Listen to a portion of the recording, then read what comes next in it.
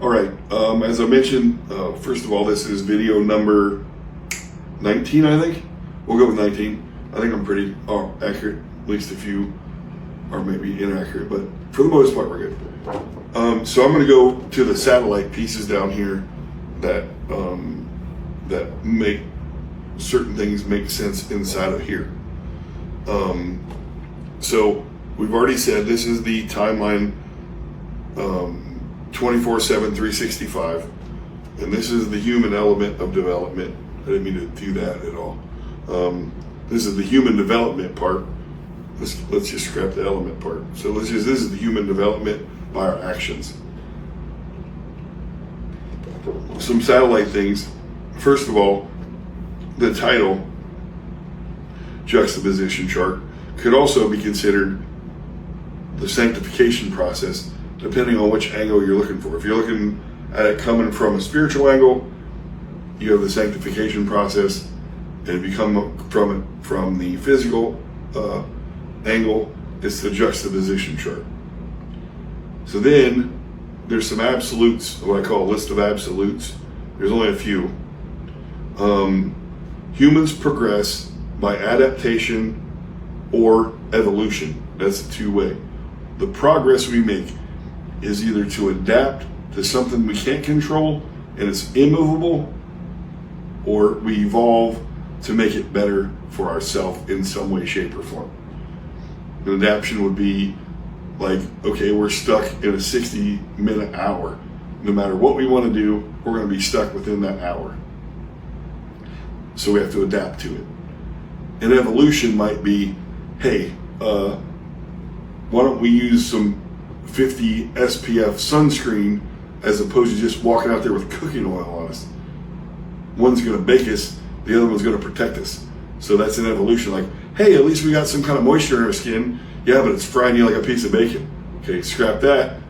Go into your 50 SPF and you go, hey, look, I don't look like a lobster after 3 hours in the sun. And that's an evolution. So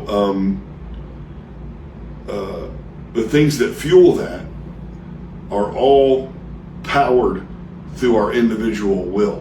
So the amount in which we can adapt and evolve to the level that we can go is fueled by the strength of our will. We each have a will to go somewhere, forward, progress. We always want to progress. Everybody feels good progressing. Someone who's stuck is miserable. It's terrible being stuck for anyone. But the fuel of it, if you are stuck, where's my strength of will at? Where is it positioned? And if we can put some fuel in it, some positivity in it, vibrate at a high level. There's multiple ways to get that done, and maybe someday I will talk about it, but that's kind of a 15, 16 level thing where right here we're talking about maybe a first, second, or third level thing, and these are what's important to this particular way of life is we have to understand our strength of will fuels our adaptation ability and our evolution ability, and also the speed of time or the slowness of the time in which we get to that point of maturity. So again, going on to other parts.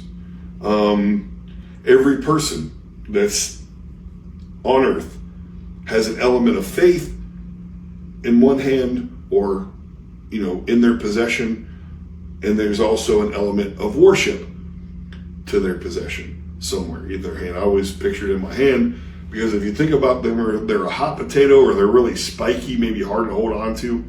They're not made to hang on in one spot. You have to plant them somewhere. So faith looks like this. Faith is simply the gospel that you follow. Everybody follows the gospel. It may not be Jesus Christ. It might be something completely different. But if you were to write out your own gospel, some people call it like a manifesto maybe or whatever, but everybody follows the gospel. I follow the gospel of Jesus Christ. I think that's the best. That's what I would swear to at a court of law. Jesus is my best friend. I think he's wonderful. There is no flaw in Jesus that I've ever experienced. In fact, it's not even worth even talking about flaws because he's so absolutely wonderful in so many levels. He is absolutely always there, 100% doing his part for your life. So his gospel is better than any gospel I've ever heard in my life. He's the greatest story ever told.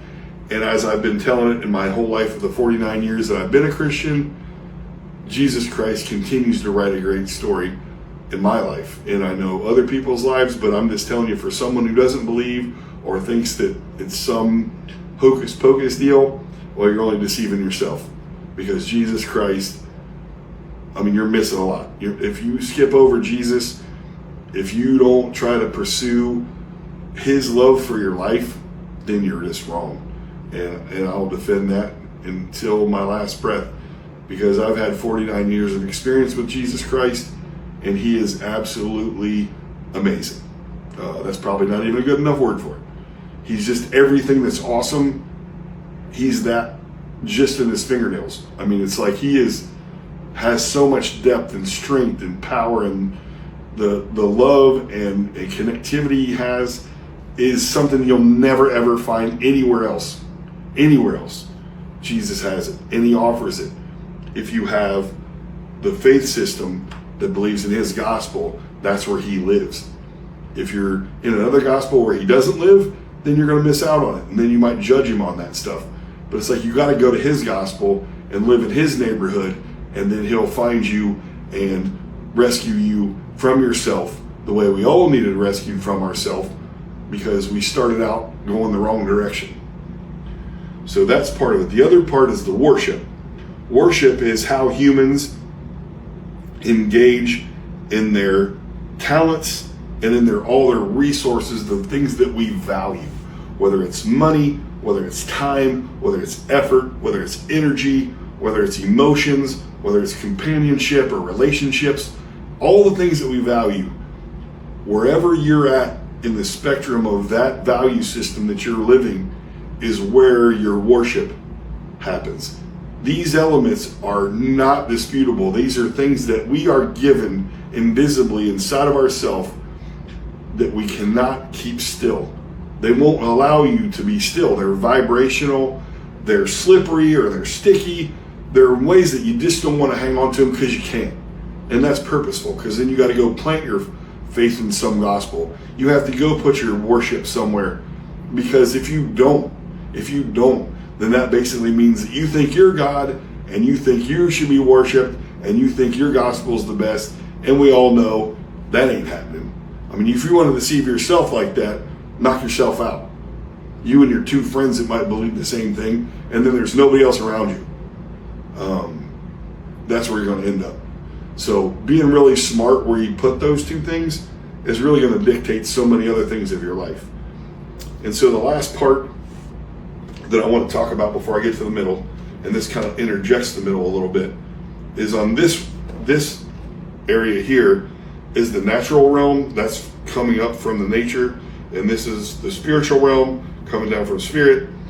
And what the backdrop that you can't see here because I couldn't draw it behind this, but if you can see the backdrop of this motion here, you have the backdrop of what unconditional premeditated love.